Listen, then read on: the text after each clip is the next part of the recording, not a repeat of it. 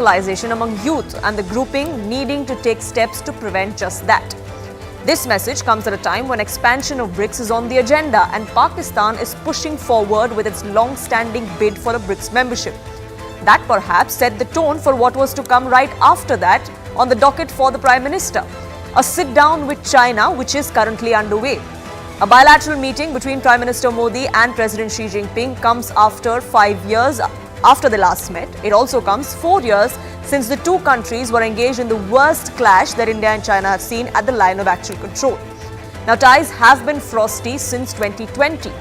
Not long ago, if you remember, External Affairs Minister S. Jaishankar has said that ties were significantly disturbed since China's unilateral overture in eastern Ladakh. But with disengagement now at the line of actual control, that deal being done and diplomacy playing its role at the highest levels, ties seem to be on the mend. Stable relations are very much needed for both countries because it is in the benefit of both those countries to have stable bilateral ties and also have a stable neighborhood. Because that's exactly what we're looking at, a stable Southeast Asia, Indo-Pacific, even though China does not like that term, is required, and for that, India and China have to be at peace. Trade is continuing, of course, between the two countries. That will only boost economies on both sides, and both countries need that to stay.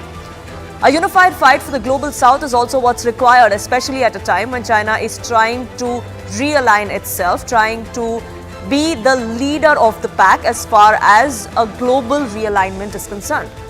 It also strengthens civilizational connect between the two countries, and there are many aspects of that. Infrastructure development is also what collaboration is being looked at, and both countries could benefit in terms of development as well. But can China be trusted? To say the very least, India has to be wary of Beijing and its misadventures because they've done many of them in the past. 1962 still remains China's biggest betrayals as far as India is concerned. China continues to claim Arunachal as disputed territory or as its own and renames villages that are very well within India's territory. China on many occasions has violated policy with stamped visas to Arunachal residents. This despite India raising a protest, lodging a strong one multiple times. Closer ties with Pakistan. Remember, China and Pakistan are fair weather allies. They want to try and contain India, which is also why we see a fight on both the frontiers as far as India goes. That's also something that India needs to be wary of. The growing influence on Nepal is a concern for India. There's trouble that's fomenting in Bangladesh, in another country in our neighborhood. So India needs to be wary of where and how China will try and needle us. China's apparent abhorrence towards the Quad is also of concern. China has often spoken of out of turn when it comes to the Quad and raised questions of why this grouping exists in the first place. So even as we see that key bilateral between President Xi Jinping and Prime Minister Modi take place, as far as resetting or rebooting of ties between the two countries is concerned, is it going to be advantage India? We decode that.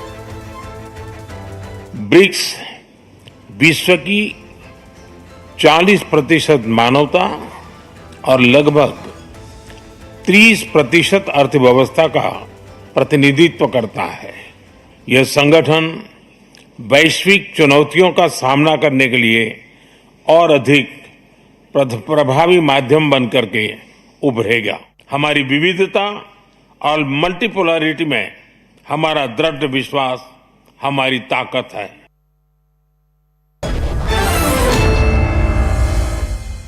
Let's open this up. Prime Minister Narendra Modi is in Kazan. He's meeting with Chinese President Xi Jinping. That bilateral is underway as we speak. We'll soon be getting pictures and perhaps a sense of what the two leaders are discussing. But why is this important? What India stands to gain out of this? Manju Seth, former diplomat, joins us on this broadcast to decode that. Retired Colonel S. Dini, former CEO of Infantry Battalion in Pangong Tso area, is with us as well. And an expert on Chinese affairs, Jennifer Zhang, is with us as well. As far as the LAC is concerned, which is why I want to get in Colonel Dini in first, we've seen the kind of overtures that China has made on the eastern front, both in eastern Ladakh and even in Arunachal Pradesh on multiple occasions. Now we're seeing a deal on disengagement that is finalized. But can China be trusted? Because we're yet to know what nitty-gritties are of this deal that are yet to come out. Ma'am, yes, definitely the past history, shows that there have been instances where Chinese have gone back on whatever they had agreed and leading to a lot of mistrust. But as of now, what we see is definitely post the 2020 clash, there has been a steady, I would say that desire from both sides to bring to as fast as possible a normalization along the line of actual control. In that sense, this particular agreement, which was brought out day before yesterday, that the remaining areas wherever the troops were in close proximity, the disengagement will now take place, followed by patrolling to those points as was done in April 2020. So I find it's a positive thing. We have to be careful going ahead. There is a lot of work yet to be done for complete normalization along the line of actual control. But I feel that there is there is much more transparency as far as issues goes, because of what has happened before, whatever in April 2020. Now, when this agreement is being implemented on ground, it will be verified and then again verification, followed by then going step by step ahead. So yes, definitely there is a trust deficiency. There's no doubt, but I think the way forward is that we have to move with that trust deficiency. We cannot do away with that, but we have to move ahead so that normalcy and peace and tranquility can be restored along the line of actual control. A mutual trust coming in from both sides, because that is what seems to be lacking both at the military level and at the diplomatic levels. In the last 5 years, we've seen that there's a lot of water that has flown under the bridge, but can we look beyond it? Can we go back to the camaraderie perhaps that both leaders had 5 years ago? Because China walking the talk on sticking to its agreements is very, very important to this deal holding up. Zanifa Jain? Yes, sorry. I think to your question, can China be trusted? I think that answer is no matter what, it's a definitely no. Because if you look at this Chinese Communist Party's history, it never stick to its words or to its agreement. Even especially with Hong Kong, it says it's a historic document. Even when Deng Xiaoping claimed that we will keep the Hong Kong's democracy or their way of life for 50 years, but only after 20-some years. Hong Kong is now become a totally inland center, like an inland city, like all other Chinese centers. Of course, why the CCP is currently seem like making some concession to India? I think number one, India has been very firm in its dealing with the CCP. I think that is a great way to deal with the CCP. Never be threatened or intimidated by it. And of course, I think if you look at the bigger picture, the CCP currently is under great pressure, even internationally and domestically. So maybe the CCP is just doing this to solve its own or to ease its own pressure. But as soon as its pressure is eased or anything changed, it can go back to its old ways. It needs to show the Chinese people it is tougher. It's a tougher leader. So for the Chinese people to follow them. And sometimes, of course, there is competition between these two in terms of population, biggest country in the world, and in terms of different value system. So the CCP always want to convince the Chinese people that China's model of governance is better than India. So in that way, it will always regard India as a threat and an embarrassment to the CCP. So because of this, I think, very basic value system, whether you choose democracy or dictatorship, if this does not change, India could always be seen as the CCP as something not really to be on a friendly term, because the existing and especially the development of India itself poses a threat to the CCP's model of governance. Manju said, then, is that a double-edged sword as far as India is concerned? Because A, we already have the track record and that China is known to make unilateral changes, and B, if there are really under pressure internally, like Jennifer was also pointing out, they would want to put on a more upfront of bravado, want to try and be more belligerent in front of their own in front of their own domestic audiences for their political gains. Wouldn't then that be worse for India to ensure that China does keep its end of the bargain? Absolutely, it's going to be a big challenge. While this is to be welcomed that this arrangement has been agreed to, but yes, we cannot trust China and how much it will agree, because now, agree on the ground to rectify the situation. We are in a difficult spot at the moment.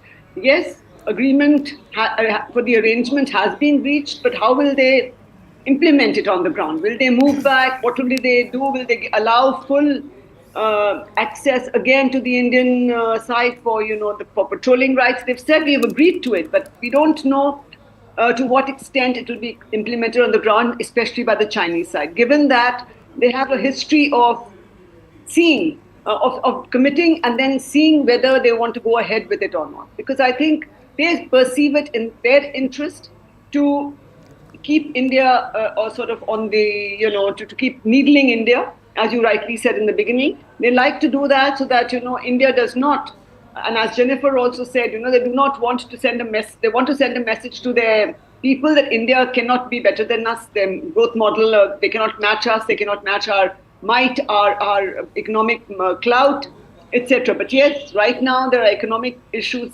within the country. Externally, China is facing quite a lot of problems.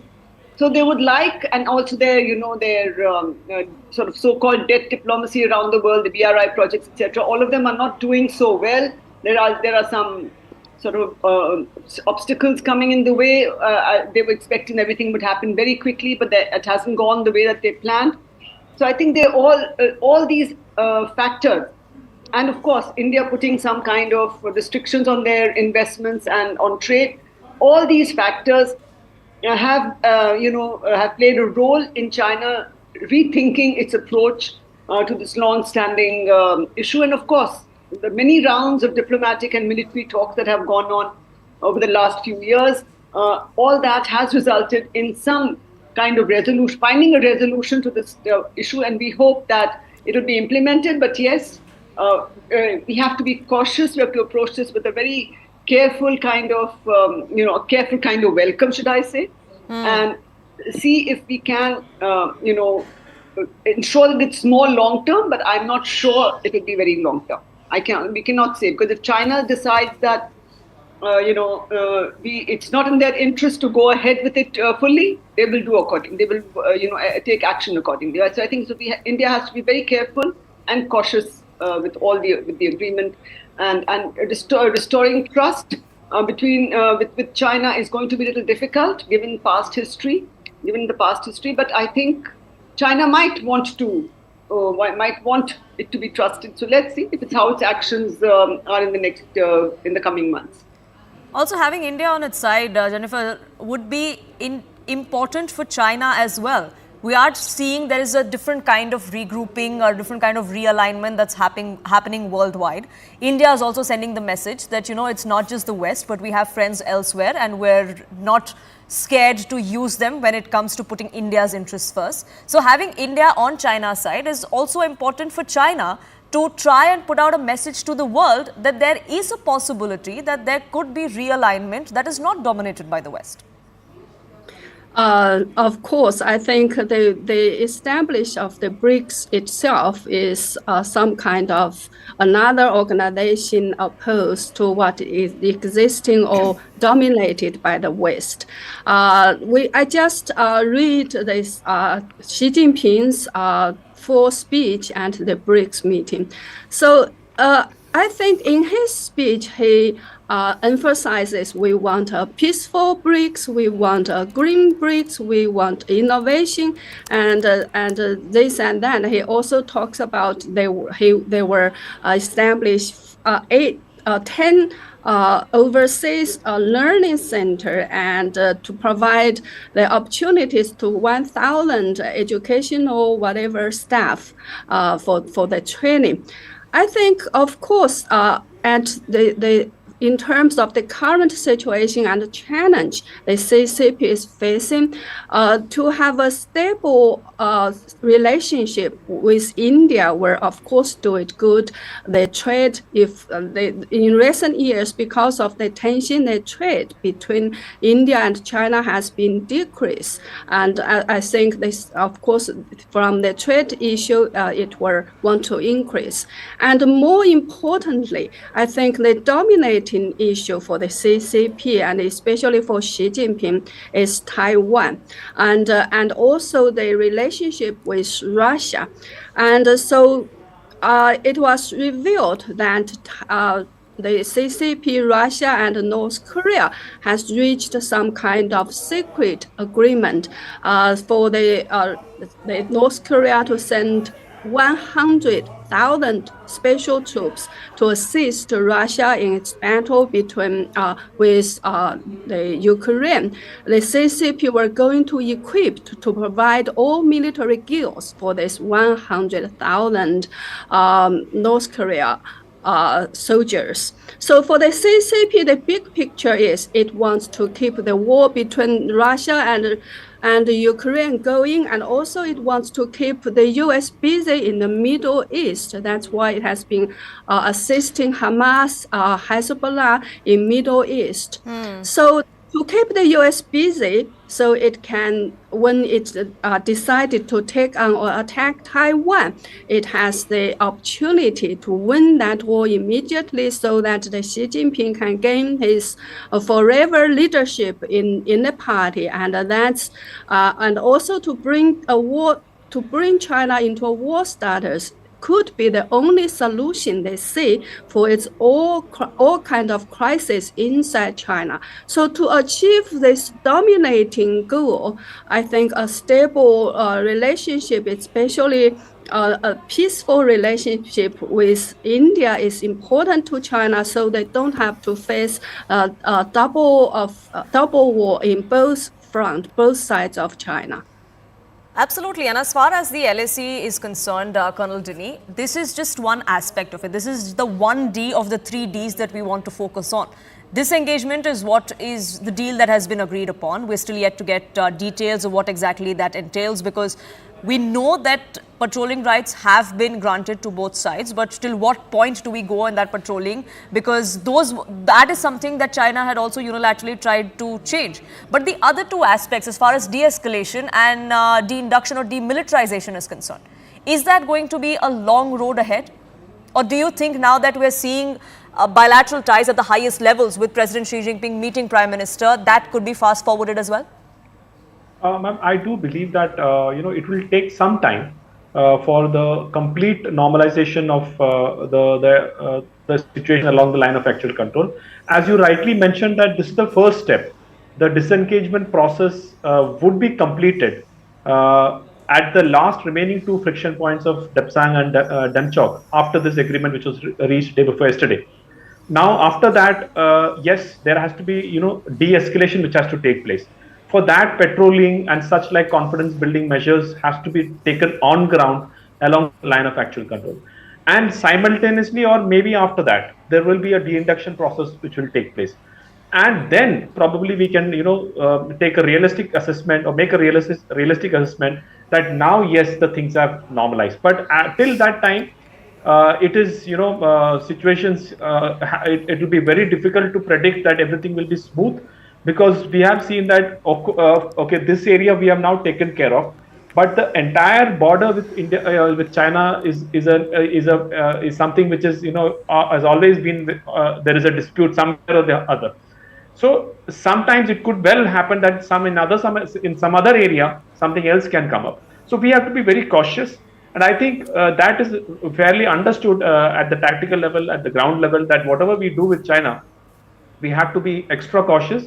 Because they say something, they do something, all those things are there. But I think today we are much better placed, I would say, along the line of actual control, because last 4 years the kind of infrastructure development, the kind of force build-up which we have been able to do, gives us the confidence to take on any situation. So I think that is one of the important factors due to which China today agreed to pull back. So given the condition in which we are, it will take some time for complete normalization, but I think the process is well on its course. The wheels have been set in motion, at least as far as getting those ties back on track are concerned, Manju Seth. And we are seeing the Prime Minister meet President Xi Jinping after 5 long years. But these are two leaders that shared a certain kind of camaraderie and rapport. The Prime Minister has made multiple visits to China, if I'm not mistaken. He's an Indian politician, Indian Prime Minister, who's made the maximum number of visits to China. And we've seen President Xi Jinping being welcomed here in India as well. That kind of rapport, is that something you think these two leaders can go back to after what's happened in the last 5 years? No, I don't think it will be back to that level. But yes, there can be a thaw in the ties, a little more friendly ties, let me say. But I don't think they can go back to that level because, as they say, once bitten, twice shy. India would be very, very careful about getting back to the same level of camaraderie and that closeness that we had with China, because we don't know. Now I think it happened with our former Prime Minister Jawaharlal Nehru also many, many years ago, when suddenly after saying everything was okay, they attacked us in 1962. So it's a little, China's mindset has always been a little different and we can't always take them at face value, and we cannot be sure that what they will do exactly what they say, because sometimes they do, sometimes they do not. And again, as I said, it's they perceive that self-interest in doing so. They think that's the way they need to conduct their international relations, their foreign policy, and they feel that needling India, keeping India a little bit, putting India down so it doesn't sort of have any sort of competition and does not compete with China. I think that is one of their aims as well. But yes, as things are evolving, rapidly changing, the geopolitical situation is changing, shifts are taking place. They're also recalibrating and rethinking their relationship. With Russia, they had, there was literally a cold war between the two countries for many years. They've got back together now. And, so things can change. It's an evolving situation, no permanent friends, no permanent enemies, as they say. So I think it may not get back to that same level, at least in the near future.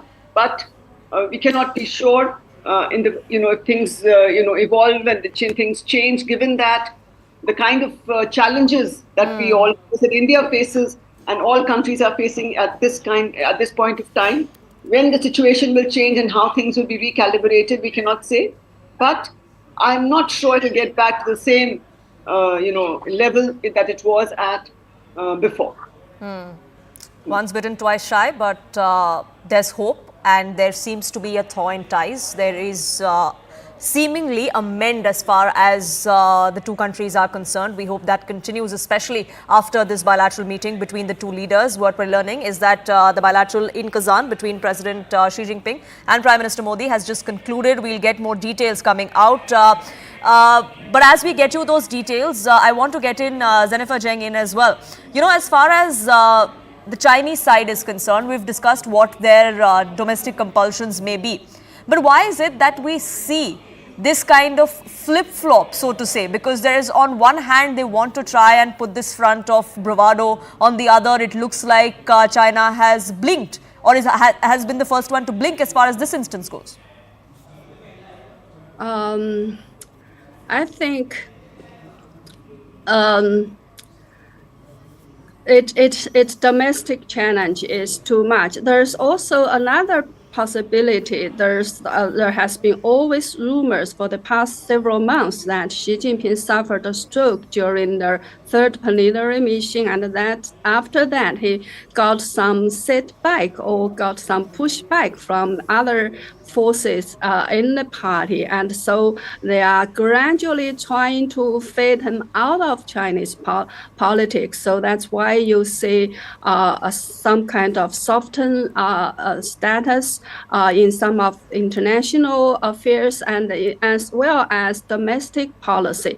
But those are all, of course, just just rumors.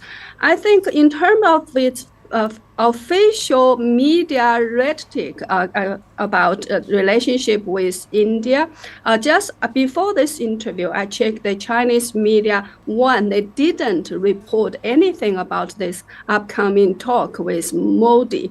And if I search on Baidu with the keywords BRICS and India, all the articles come up about a very anti-India either reports or commentators, and all blaming India as want to dominate BRICS or want to push their agenda into this BRICS. So all very hostile articles against India. So I think at this stage, China's internal politics is at a very unstable stage. So we do have to watch very closely as to what happened. As the other two guests said, we can't take anything out of China on the just face value. There could be a lot of other things going on underneath the black box operation of the Chinese politics. I request all three of you to stay on with us. These are visuals that are coming in from Kazan in Russia, where the bilateral meeting between the two countries, between President Xi Jinping of China and Indian Prime Minister Narendra Modi, has just about concluded. दोनों की मुलाकात की तस्वीरें और दोनों नेताओं के बीच ये मुलाकात रूस के कजान शहर में हुई है। दोनों नेताओं के बीच a firm handshake there right before the bilateral meeting began. We see the two leaders sit down with their teams on both sides. Several issues were... to meet you in Kazan. It's the first time for us to have a formal meeting in 5 years' time. Both the people in our two countries and the international community are paying great attention to our meeting. 分歧，相互成就。 China and India are both ancient civilizations, major developing countries, and important members of the global south. We are both at a crucial phase in our respective modernization endeavors. It best serves the fundamental interests of our two countries and two peoples, for both sides to keep to the trend of history and the right direction of our bilateral relations. It's important for both sides to have more communication and cooperation, properly handle our differences and disagreements, and to facilitate each other's pursuit of development aspirations. It's also important for both sides to shoulder our international responsibility, set an example for boosting the strength and unity of the developing countries, and to contribute to promoting multipolarization and democracy in international relations. 我愿同总理先生就两国关系和共同关心的问题交换意见。 Mr. Prime Minister, I'm prepared to exchange views with Your Excellency on our bilateral relationship and issues of mutual interest. Excellency, आपसे मिलकर खुशी है और जैसा आपने कहा 5 साल के बाद हमारी ये फॉर्मल मीटिंग हो रही है। हमारा मानना है कि भारत और चीन के संबंधों का महत्व केवल हमारे लोगों के लिए ही नहीं, लेकिन वैश्विक शांति, स्थिरता और प्रगति के लिए भी हमारे संबंध बहुत अहम है। एक्सेलेंसी, सीमा पार पिछले 4 वर्षों में उत्पन्न हुए मुद्दों पर बनी सहमति का हम स्वागत करते हैं।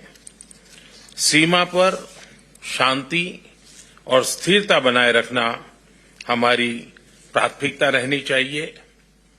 म्यूचुअल ट्रस्ट, म्यूचुअल रिस्पेक्ट और म्यूचुअल सेंसिटिविटी हमारे संबंधों का आधार बने रहना चाहिए। आज इन सभी विषयों पर बात करने का अवसर मिला है। मुझे विश्वास है कि हम खुले मन से बातचीत करेंगे और हमारी चर्चा कंस्ट्रक्टिव होगी। धन्यवाद।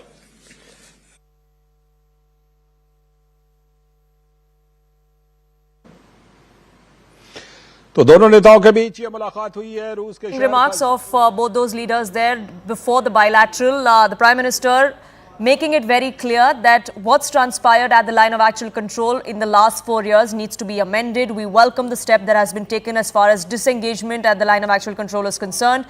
Mutual trust and respect is required. Mutual sensitivity is also key to ensure that there is stability at the line of actual control, was a clear message that the Prime Minister sent out during that bilateral meeting. Several other issues, of course, did come up, but the situation at the line of actual control is one that focus is going to be on, because that is going to decide the course of what else is discussed and the outcome of everything else, because this, of course, is going to be of topmost priority.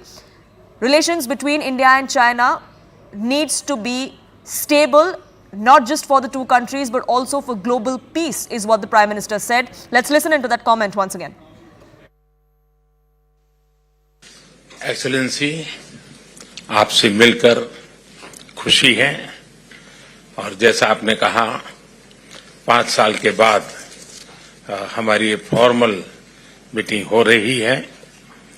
हमारा मानना है कि भारत और चीन के संबंधों का महत्व केवल हमारे लोगों के लिए ही नहीं, लेकिन वैश्विक शांति, स्थिरता और प्रगति के लिए भी हमारे संबंध बहुत अहम है। एक्सेलेंसी, सीमा पार पिछले 4 वर्षों में उत्पन्न हुए मुद्दों पर बनी सहमति का हम स्वागत करते हैं। सीमा पर शांति और स्थिरता बनाए रखना हमारी प्राथमिकता रहनी चाहिए। म्यूचुअल ट्रस्ट, म्यूचुअल रिस्पेक्ट और म्यूचुअल सेंसिटिविटी हमारे संबंधों का आधार बने रहना चाहिए। आज इन सभी विषयों पर बात करने का अवसर मिला है। मुझे विश्वास है कि हम खुले मन से बातचीत करेंगे और हमारी चर्चा कंस्ट्रक्टिव होगी। धन्यवाद। That was the Prime Minister there, unequivocally mentioning the line of actual control and the ties between the two countries, hinging on the fact that the situation at the line of actual control must be stable, and for that, mutual trust, mutual respect and mutual sensitivity is of utmost importance.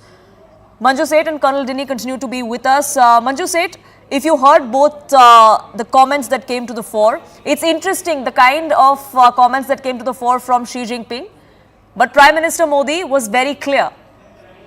We want to talk about one subject and everything else will follow based on how you respond to that. And that's bettering situations at the LAC and ensuring that there is mutual trust and respect coming in as far as the LAC situation is concerned. Absolutely. And he put it very clearly and I think unambiguously, and that is a very positive development in our bilateral ties, where we are able to very clearly convey our concerns, convey our views. And for the Chinese, yes, they will talk always of other things, but yes, mutual trust, respect, I think that is very, very important in any relationship. And that was sort of undermined by the Chinese side in the last so many years, and especially in 2020. So I think it has been very clearly, and I think they've understood also, maybe, and they realize that yes, India is not the India of, so many years ago, of the 60s, when India got, it cowed down and it said, okay, it doesn't matter. And, we allowed China to have to get away with many things. But now I think we want to talk to them, if not on an equal footing, at least from a position of strength. China also wants to talk from a position of strength, I think, and they want to convey to India very clearly that, we are the stronger nation, the bigger partner. You cannot, get away with what you want. So they are trying to put that messaging first. They want us to understand that. And I think we want them to understand that we would like to speak at an even level, at the same level, and to first establish trust and respect, and to also to respect each other's sensitivities. It should not be a one-way street. Both sides need to do that. And while India tries to be very, it tries to be aware of their sensitivities at everywhere where, wherever we are in all other multilateral forums, China unfortunately has not shown the same degree of concern for India's sensitivities. But we hope that after this meeting, at least to some extent, but as I said, it cannot be in the long term. We cannot trust China in the long term. But yes, I think in the immediate future, there is a possibility that there will be a slight change in China's approach to its relationship with India. But of course, keeping in mind their own interests and keeping in mind their own priorities in all this. Sure, their priorities will take precedence, but India has made it clear that LAC is important and situation should be better at the LAC, not just for the two countries, Colonel Dinny, but also for the region and the world's stability. India has made that clear that there is no compromise as far as now the first step being de-escalation, disengagement is concerned, which eventually will lead to de-escalation. I'm sorry to interrupt you there, Colonel Dinny, cutting across to the press briefing of the Foreign Secretary from Kazan. Good afternoon, friends. I welcome you to this special briefing by Foreign Secretary, Sri Vikram Mishri, on the developments of the day involving Prime Minister's engagement in the 16th BRICS Summit. We are also joined on dais by Sri Damu Ravi, who is Secretary Economic Relations and also Sherpa for BRICS for India. We also have Ambassador of India to Russia, Ambassador Vinay Kumar, joining us on the dais, as also Sri Abhishek Singh, who looks after multi-economic relations in the Ministry of External Affairs. I would also like to tell all of you that the language for this briefing is only English and Hindi, so please bear with us. With that, I invite the Foreign Secretary to make his remarks. Over to you, sir. Thank you, Randir. Good afternoon, friends. I have the opportunity to brief you on the Prime Minister's main bilateral engagement today on the sidelines of the 16th BRICS Summit. My colleague, Secretary Economic Relations in the Ministry of External Affairs, Mr. Damu Ravi, who is also our Sherpa for BRICS, will make some comments with regard to the BRICS engagements. But let me say a few words about the Prime Minister's meeting with His Excellency President Xi Jinping, the President of the People's Republic of China. We have also put out a press release which should be available very shortly on the website of the Ministry of External Affairs if it is not there already. So as you all know, earlier today, in fact just a short while ago, Prime Minister Modi met with President Xi Jinping on the sidelines of the 16th BRICS Summit. This was their first proper bilateral meeting at delegation level in nearly 5 years, the last one being on the sidelines of the BRICS Summit in Brasilia in 2019. So let me just flag some points made by the two leaders during their meeting. This meeting happened, as you are all aware, close on the heels of the disengagement and patrolling agreement and the resolution of issues that had arisen in the India-China border areas in 2020. Naturally, the two leaders welcomed the agreement reached between the two sides through sustained dialogue over the last several weeks in diplomatic as well as military channels. Prime Minister Modi underscored the importance of not allowing differences on boundary-related matters to disturb peace and tranquility on our borders. And in this context, the two leaders noted that the special representatives on the India-China boundary question have a critical role to play in the resolution of the boundary question and for the maintenance of peace and tranquility in the border areas. Accordingly, they instructed the special representatives to meet at an early date and to continue their efforts in this regard. You may recall that Special Representative of India, Mr. Ajit Doval, who is also the National Security Advisor, and the Special Representative of the People's Republic of China, Foreign Minister Wang Yi, also a member of the Politburo, have met on the sidelines of international events, but they have not had a round of talks in the Special Representatives format since December 2019. So following today's meeting, we hope to schedule the next round of the SR's talks at an appropriate date. The two leaders also reviewed the state of bilateral relations from a strategic and long-term perspective. They were of the view that stable bilateral relations between India and China, the two largest nations on earth, will have a positive impact on regional and global peace and prosperity. And both of them stressed that with maturity and wisdom, and by showing mutual respect for each other's sensitivities, interests, concerns, and aspirations, the two countries can have a peaceful, stable, and beneficial bilateral relationship.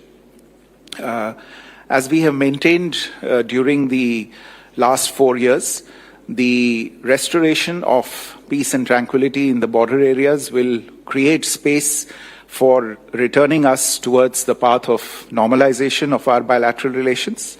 Officials will now take the next steps to discuss enhancing strategic communication and stabilizing bilateral relations by utilizing the relevant official bilateral dialogue mechanisms, including at the level of our respective foreign ministers. The two leaders also briefly reviewed regional and international developments of mutual concern and interest. They agreed to maintain close communication in this regard. Naturally, they also had a very productive exchange on BRICS and the potential for India and China to enhance cooperation on this particular platform. And in closing, Prime Minister Modi also assured India's full support to China's SCO presidency next year in 2025. Let me stop there and request my colleague, our Sherpa for BRICS, to make a few remarks. Thank you. Good afternoon, friends. I'll be very brief in the interest of the time. But let me just focus on the Honorable Prime Minister's visit to Kazan for the 16th BRICS Summit, which was at the invitation of President Putin. The theme of the BRICS Summit, as you all know, that strengthening multilateralism for just global development and security. Today, there have been two sessions in which Prime Minister participated. One is a closed plenary session, and the second one is open plenary session. Open plenary session included also representatives of businesses of all the member countries, as well as the financial institution representatives in the open session. At the end of the open session, the leaders adopted the Kazan Declaration, and the declaration captures the various elements and diverse elements discussed by the leaders during these sessions.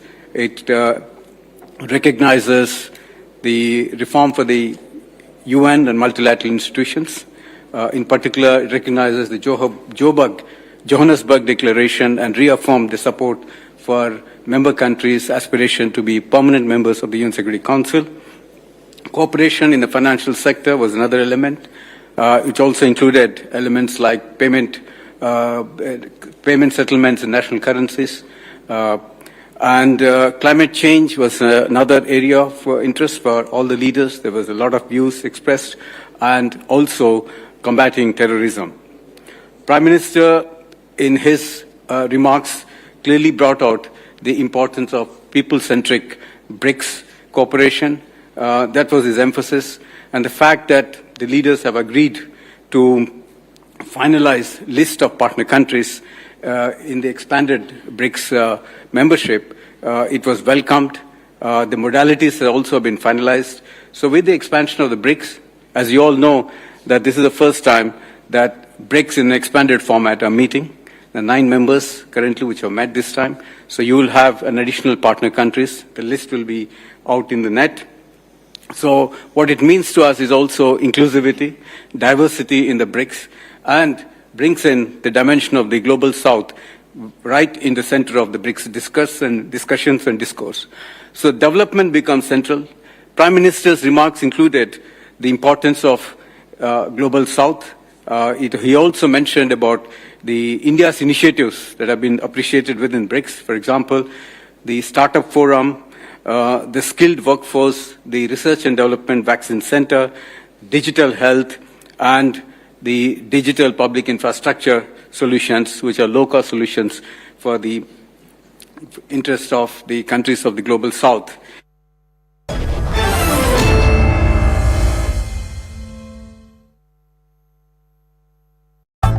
Narendra Modi will meet with President Xi Jinping today.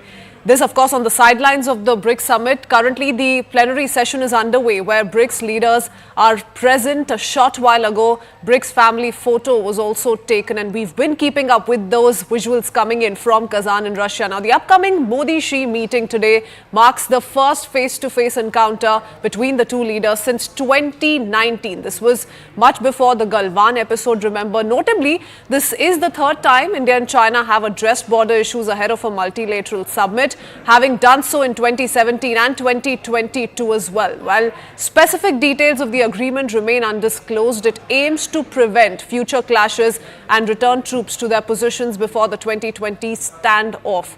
After 51 meetings at diplomatic and military levels, Prime Minister Modi's push for de-escalation is gaining traction. However, geopolitical experts remain cautious. They say the real test will be whether China upholds this new agreement. So there's a lot of caution that India continues to exercise. But before we talk about the several aspects of the bilateral that's to take place later this afternoon, I want to go across to my colleague Siddhant joining us with more details. Siddhant, tell us what we're learning in the latest from the BRICS summit. We have the plenary session currently underway. Very powerful images that have constantly been coming to light, including, that firm gesture on part of Prime Minister Narendra Modi. What's going on? What can you tell us? Right now we're getting to know from our sources that the restricted format plenary session is going on, and after which Prime Minister could likely make an intervention at the plenary session.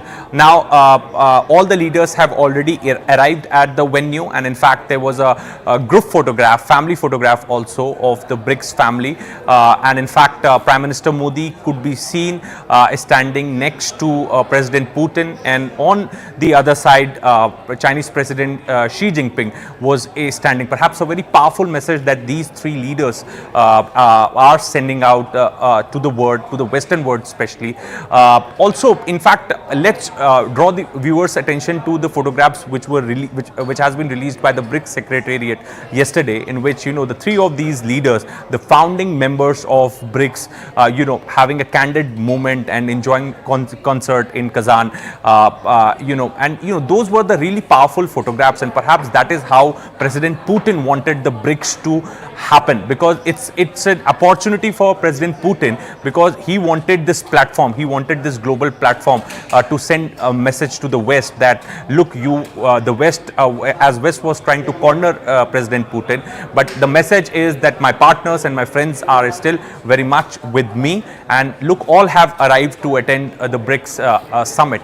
Also, the one message which in fact India would also be willing to give, especially in these times when the difference with the West is perhaps making headlines, that as far as the border issue is concerned with China, in fact the other issues, the payment mechanism, the trade, transport corridors, maritime domain, we have our own ecosystem, we have our own grouping which is called as BRICS. India is the founding member of BRICS. The entire economy of the the BRICS nations surpasses the combined economy of the G7 countries. The BRIC countries represent more population and perhaps also the aspirations of the countries from the global south. So that is also the message which India would like to send to the world, that when it comes to the border issues, we discuss it on a one-to-one basis bilaterally. We don't go to the multilateral forums, and ahead of any summit we resolve those issues. And that is exactly what is happening today, as Prime Minister Modi is going to meet President Xi Jinping later in the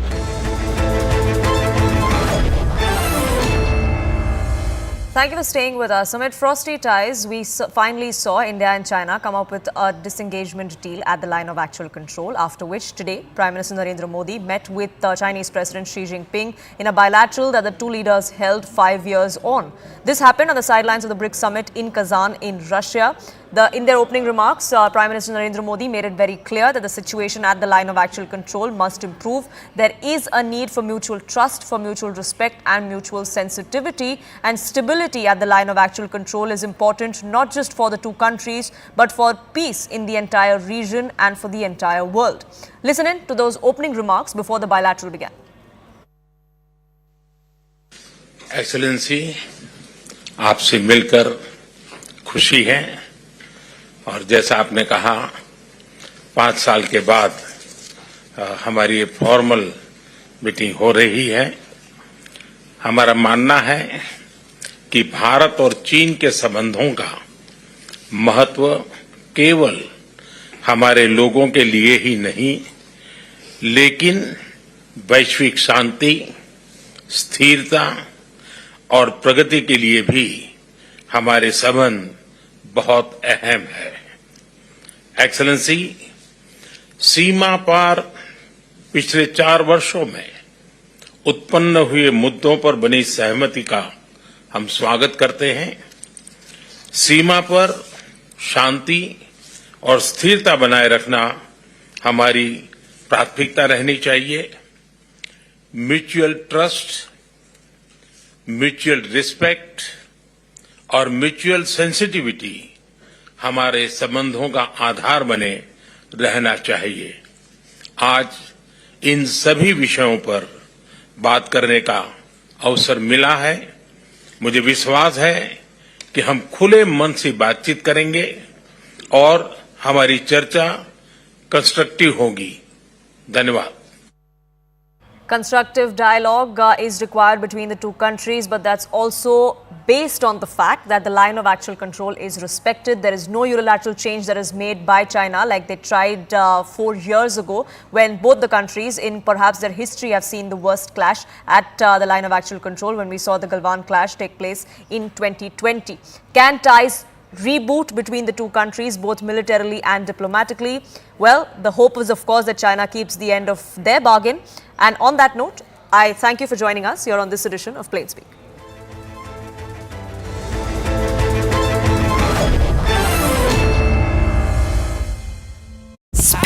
Narendra Modi will meet with President Xi Jinping today.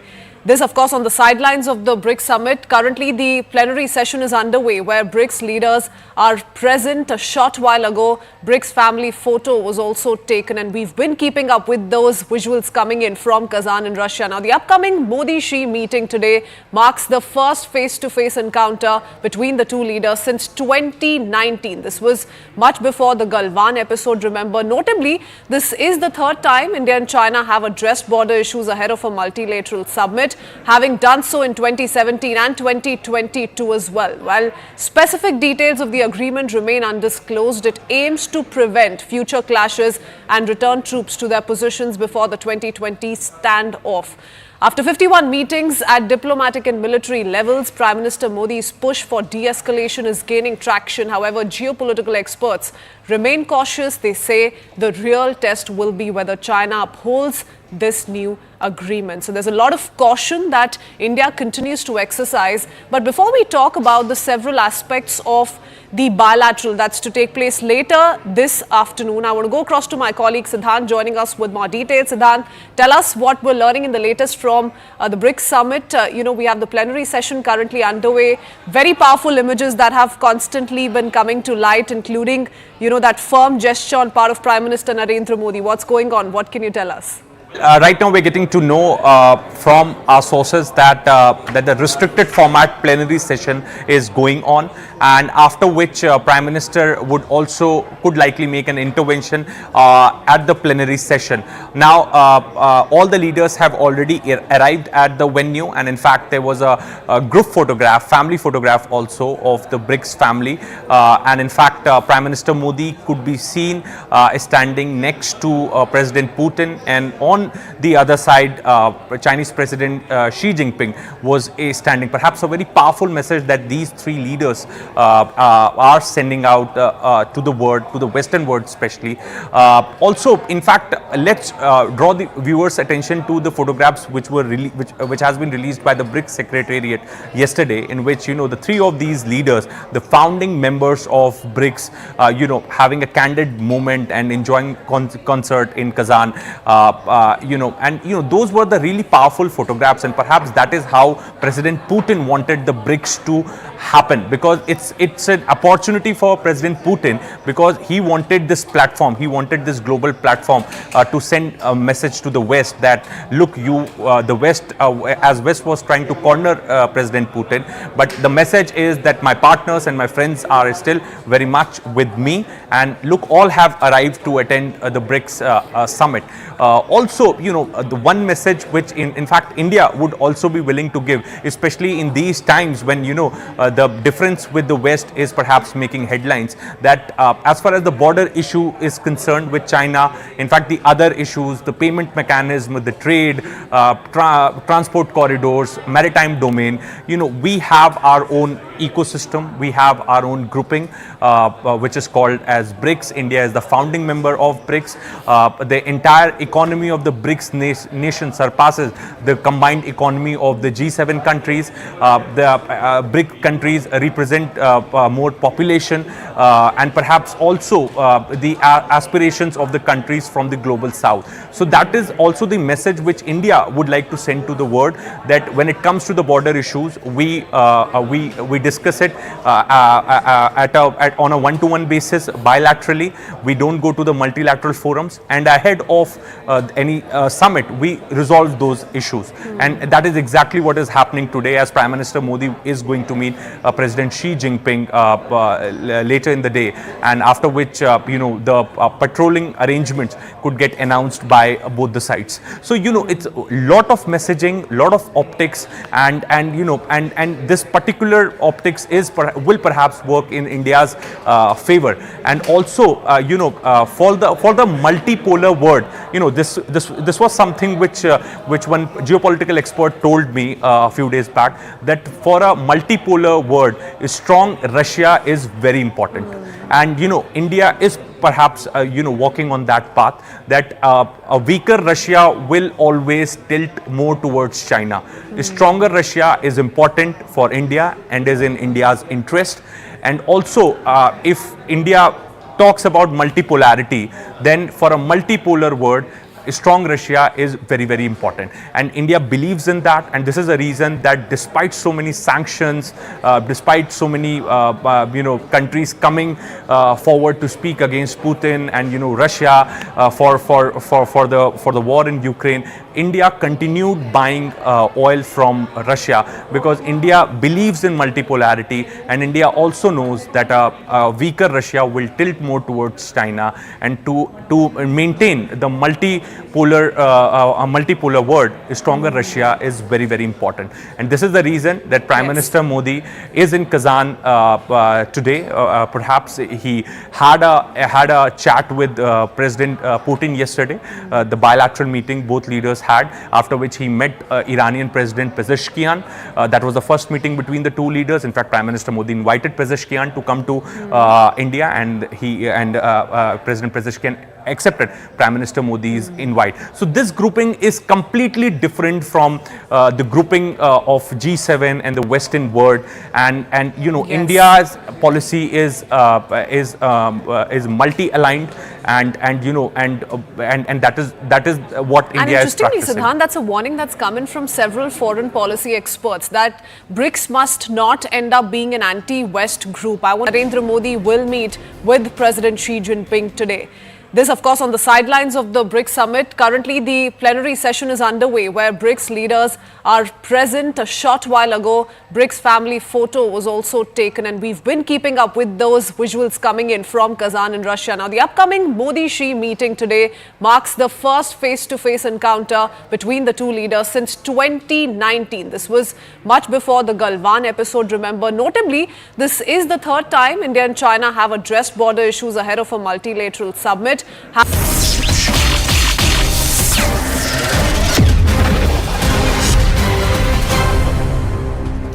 Namaste, Jai Hind, and welcome to this edition of The Right Stand. I'm Anand Narsimhan. Trouble mounts for an already embarrassed Canadian Prime Minister Justin Trudeau as he faces elections next year in 2025. Now, he was caught in his own trap earlier last week as he contended that he only had intel but no proof about Bharat's involvement in the Hardeep Nijjar killing plot. Now, today, a Canadian paper report has revealed that Trudeau's aides leaked confidential information about Bharat and claimed Delhi interference, quote unquote, in Ottawa's affairs to a United States newspaper, the Washington Post. Now, despite the Royal Canadian Mounted Police or the RCMP putting an embargo on publicly announcing sensitive information pertaining to Bharat, the Canadian Prime Minister Justin Trudeau's National Security Advisor and Deputy Foreign Minister went ahead and leaked classified information. This is out there in Canadian media, ladies and gentlemen. Trudeau had earlier criticized the leaking of the classified information about China's interference to the Globe and Mail, saying that a leak is a criminal act. So if a leak about the MSS's open interference and activity on Canadian soil to a Canadian national daily is a criminal act, then what is this, Mr. Justin Trudeau? What is this that the Canadian daily has now reported your own aides did with the Washington Post? Now, the leak in India's case, where the Trudeau government cast aspersions about Bharat, did not spark any reaction from Justin Trudeau. Why, we ask? Even in front of the Foreign Interference Committee, where he gave a testimonial last week, Justin Trudeau has levelled charges against Bharat without proof, substantiated by him, where he claimed he had no evidentiary proof at that point of Bharat's role in K-terrorist Nijjar's murder. And the MEA here in Bharat has said that since September 2023, not an ounce of proof has been shared beyond what was shared in September 2023. And embarrassed Trudeau is facing more dissent now from his own MPs, and this is big news. And this was confirmed or claimed by the opposition leader Pierre Poilievre, saying that nearly about 40 MPs are ready to raise their voice in the caucus later tonight here in Bharat and early morning in Canada ahead of this crucial caucus meeting. Multiple news outlets, including CBC, have reported that some Liberal MPs hope to present a letter to Trudeau signed by the caucus members calling on him to resign. Even the leader of opposition, Pierre Poilievre, has said about 40 Liberal members are noting that Canadians know already that the Prime Minister is neither worth the cost, the crime and the corruption, ladies and gentlemen. We got more news. Mr. Speaker, we now learn there are about 40 Liberal MPs that believe that this NDP Liberal Prime Minister is not worth the cost, crime, and corruption. But there's this strange rule in the Liberal caucus that you need to have permission from the Prime Minister to speak at the microphone.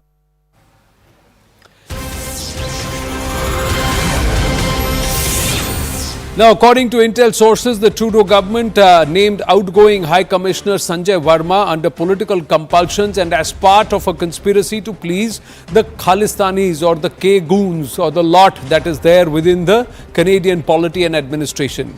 The Trudeau government is a minority government and will fall any day. That's what intel sources tell CNN News 18. Due to political compulsions, they are risking diplomatic relationship with India.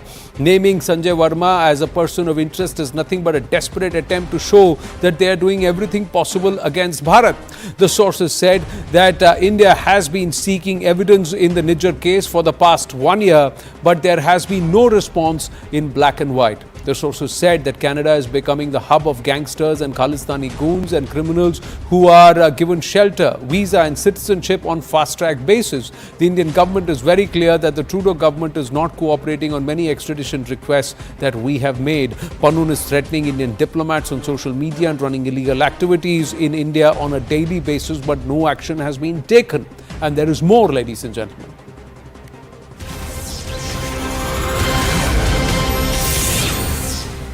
And Bharat is likely to press for extradition of Canada-based terrorists with 3 specific names. 3 specific first information reports or FIRs as part of the dossier. According to intelligence sources, the detailed dossiers will be shared on common platforms. The United States, Canada, Australia and the UK will be apprised of the activities of the terrorists operating from Canada. So that means Bharat is going to take this dossier to the rest of the Five Eyes nations and tell them